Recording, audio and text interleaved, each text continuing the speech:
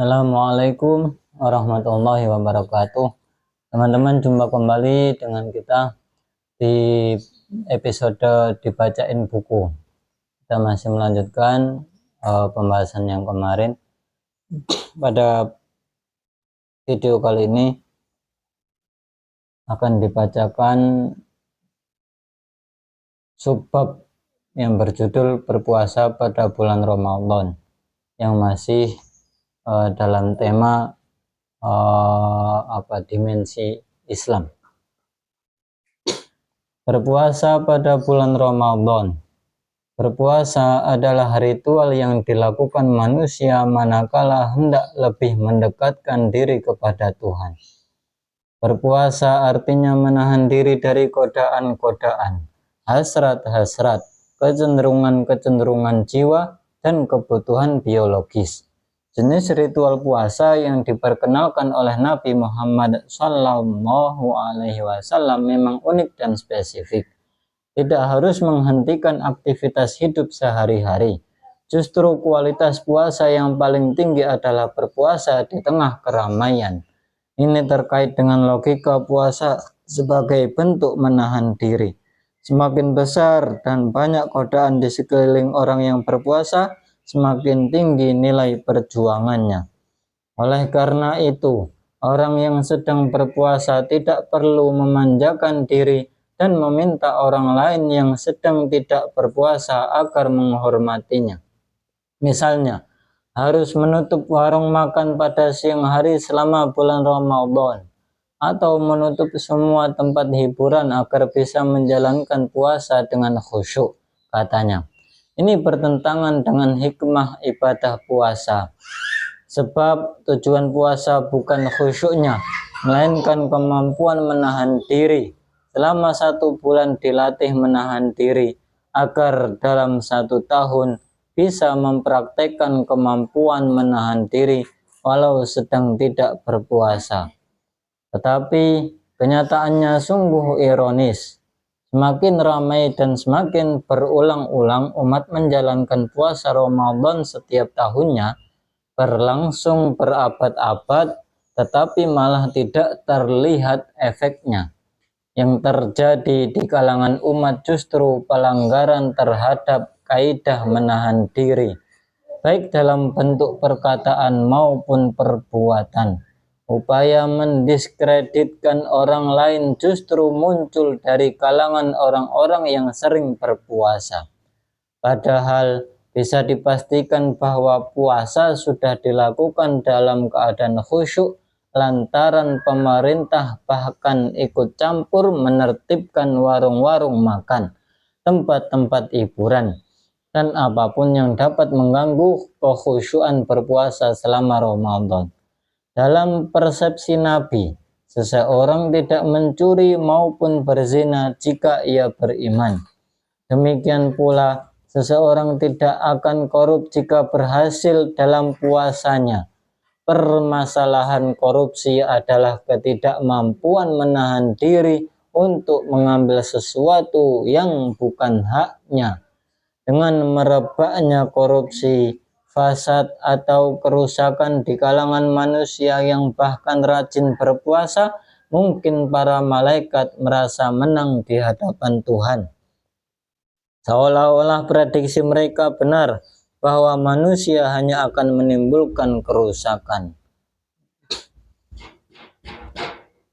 Meski Tuhan sendiri pastinya punya alasan dalam hal ini, bahwa mereka yang korup sesungguhnya bukanlah hamba Allah yang tahan godaan. Mungkin mereka belum berhasil dalam puasanya. Dalam perspektif Tuhan, manusia yang tahan godaan sudah dicontohkan oleh para rasul dan para pengikutnya yang setia. Memang, karena puasa berada di level keempat, yang berarti sudah melampaui level syahadat, sholat, dan zakat, maka jarak dengan Tuhan lebih dekat. Jika diurut ke belakang, syahadat menyaksikan tiada Tuhan selain Allah, menghendaki bahwa seseorang harus melakukan bakti kepadanya minimal melalui sholat. dari sholat berkembang menjadi semangat untuk menyisihkan sebagian hartanya demi Allah.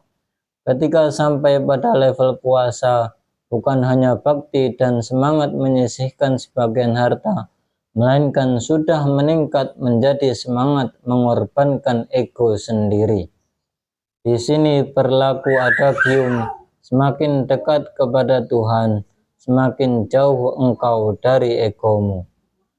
Jika melihat kronologi pemberlakuan bentuk-bentuk penyerahan diri yang diperkenalkan Nabi itu, tampaknya memang memerlukan proses antara pemberlakuan ketentuan sholat 5 waktu dengan ketentuan zakat dan ketentuan puasa. Terdapat jarak waktu sekitar 3,5 tahun, 3,5 tahun atau 3,5 tahun. Sholat 5 waktu diperkenalkan 1,5 tahun sebelum hijrah. Puasa dan zakat pada tahun 2 Hijriah. Dan haji pada tahun 9 Hijriah. Apakah ini berarti bahwa umat harus dilatih berbakti dulu kepada Allah melalui sholat yang benar maksimal 3,5 tahun sebelum menanamkan semangat mengorbankan sebagian harta demi Allah melalui zakat? Bila umat sudah memiliki semangat mengorbankan sebagian hartanya, apakah otomatis punya semangat mengorbankan egonya sendiri? Dan apakah karena itu ritual puasa baru dilakukan dengan benar bila potensi kemampuan menahan diri sudah matang? Hadis Nabi dalam konteks ini sangat menarik. Siapa yang tidak meninggalkan perkataan dan perbuatan palsu serta tindakan sia-sia, maka tiada nilainya di sisi Allah, kendati ia meninggalkan makan dan minum. Hadis riwayat Bukhari. Yang jelas, tanpa kemampuan mengorbankan ego, hasrat-hasrat, dan kecenderungan nafsu syahwatnya, seseorang tidak akan mampu merealisasikan puasa yang benar dan efektif.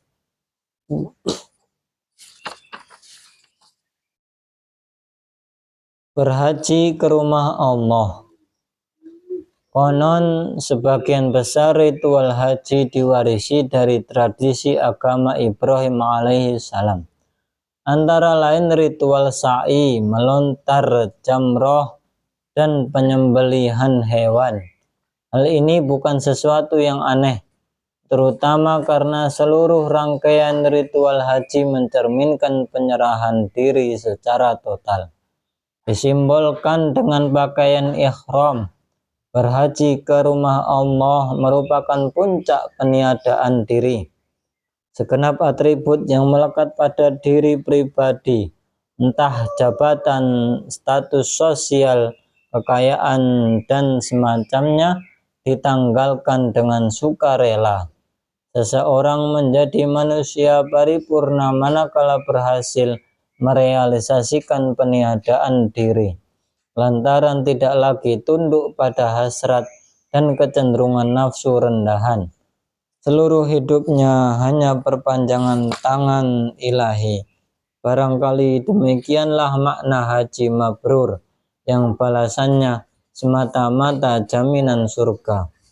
Suasana spiritualitas yang menyelimuti rangkaian ritual haji menciptakan transformasi spiritual yang sungguh menakjubkan. Berjalan mengelilingi Ka'bah membuat jiwa melayang-layang seolah terlepas dari daya tarik bumi. Labbaik Allahumma labbaik. Seharusnya tidak bermakna aku datang memenuhi panggilanmu ya Allah, tetapi aku menghamba total padamu ya Allah. Sebab demikianlah konsekuensi logis yang dihasilkan oleh usaha dan perjuangan tiada henti melawan kepentingan-kepentingan ego demi memenangkan Allah dalam jiwa melalui sholat, zakat, dan puasa. Pada taraf ini, syahadat yang dialami oleh hamba bukan lagi hasil usahanya, melainkan syahadat Allah atas keesaannya yang diperjalankan pada diri hamba. Sebagaimana Quran Surat Ali Imran ayat 18. Allah menyaksikan bahwa tiada Tuhan selain Dia, dan para malaikat serta mereka yang dianugerahi ilmu. Hanya Allah yang layak dan kuasa menyaksikan keesaannya, di mana Dia memperjalankan kesaksian tersebut pada malaikat dan mereka yang dianugerahi ilmu.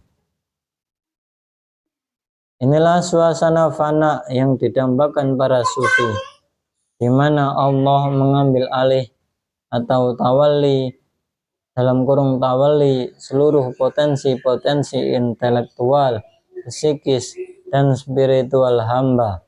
Sang hamba pun hanyut dalam kesaksian tauhid. Dalam persepsi Nabi, fana sebagai kesan pertama yang mengawali langkah tawaf cukup efektif menciptakan getaran-getaran jiwa, menyaksikan dan merasakan anugerah keindahan yang begitu memesona di setiap sudut kota masyair, lokasi dilaksanakannya ritual-ritual haji seperti Arafat dan Mina. Orang bahkan tidak bisa mendeskripsikan kondisi fisik yang terekam dalam pandangannya, kecuali suasana spiritual yang menyelimuti setiap langkahnya. Sabda Nabi, siapa yang melaksanakan ibadah haji dan tidak melakukan perbuatan keji dan kerusakan, maka ia kembali menjadi suci seperti saat hari dilahirkan. Hadis riwayat Bukhari dan Muslim. Ini konsekuensi logis dari upaya seseorang yang sudah matang dalam syahadat, sholat, puasa, dan zakat yang disempurnakan dengan berhaji. Maka wajar jika ia kembali suci seperti saat dilahirkan. Transformasi spiritual yang terjadi selama rangkaian ibadah haji dipastikan menciptakan perubahan perilaku dengan signifikan. Tetapi kini, sebagian besar umat berhaji dengan perspektif yang keliru, seolah hanya dengan berhaji, seluruh dosa-dosanya terhapuskan begitu saja.